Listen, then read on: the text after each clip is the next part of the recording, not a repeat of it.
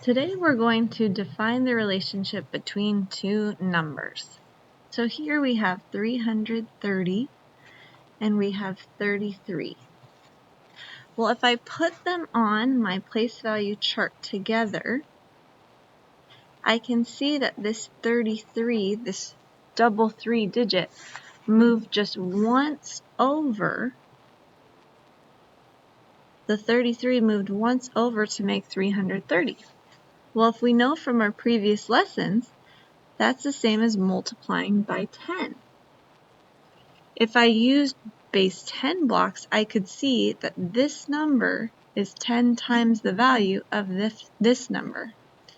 So I'm going to write 330 is 10 times greater than 33.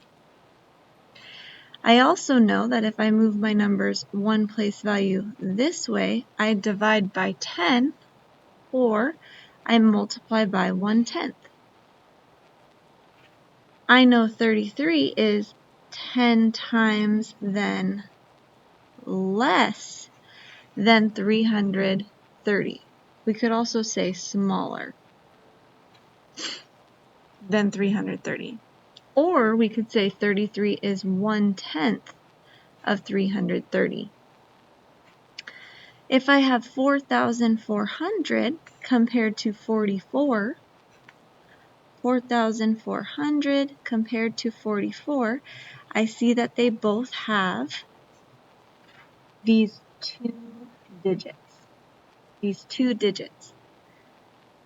Well, I'm moving over 2 place values, which is the same as multiplying by 10, or altogether multiplying by 100.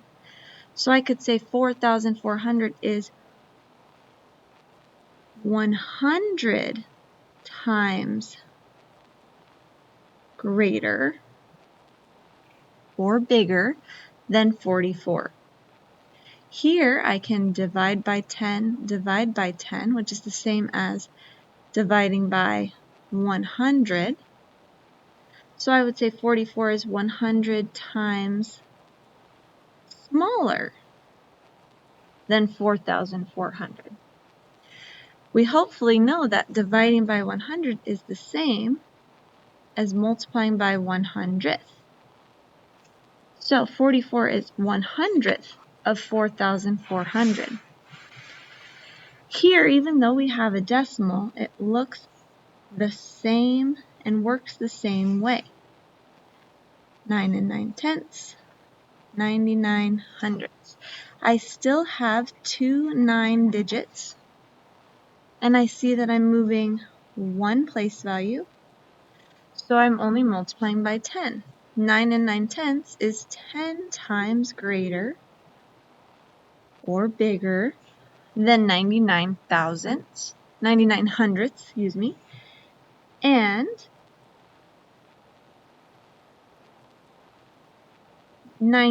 hundredths is 10 times smaller than 9 9/10. Or we could say it's 1/10 of 9 9/10. It works the same way even though we have that decimal point in the middle. So if we look at our place value chart, we can see how many place values it moves, if it's greater or smaller, and what we would be multiplying by to get to that place value. Let's get some practice in using our problem set. I'm going to show my work using this place value chart. So we have a relationship between 55 and 5,500. I see that double 5s right there. And I see that I'm going to divide by 100 to get from 5,500 to 55. So 55 is 100 times smaller than 5,500. And 5,500 is 100 times greater or bigger than 55. Therefore, 55 is 1/100th of 5,500. Let's compare 77 and 770. Again, I have those repeating digits. I'm moving over only one place value. Moving over only one place value, and that one place value tells me that it's a 10. It's 10 times greater or 10 times smaller. So I have 77 is 10 times smaller than 770, also known as 1/10 of 770. 770 is 10 times greater or bigger than 77. 2 and 2/10 compared to 22. I see I'm only moving one place value, so that means I'm multiplying or dividing by 10 or multiplying by 1/10. And I see that this number is smaller than that one, so it is 10 times smaller than 22. 22 is 10 times greater than 2 and 2/10, which is 1/10 of 22. 1/10 of 22. What is the relationship between 66 and 6600? I see I'm moving two place values, which means that's 100. I'm either making it 100 times smaller or 100 times greater.